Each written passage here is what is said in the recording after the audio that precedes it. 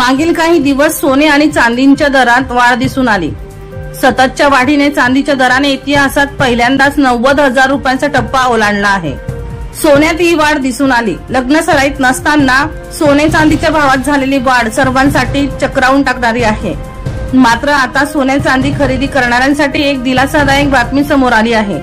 जळगाव सुवर्णपेठेत एकाच दिवसात चांदी दरात तब्बल 2,000 रुपयापर्यंतची घसरण झाली, तर सोने दरातही 1,000 रुपयापर्यंतची घसरण झाली।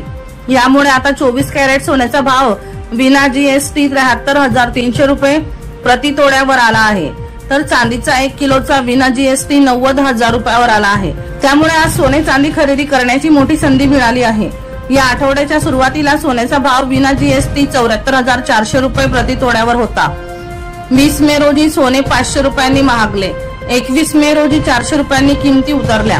बुधवारी 100 रुपयाची किरकोळ घसरण झाली। दीपक राठोड यांचा रिपोर्ट DR न्यूज जळगाव।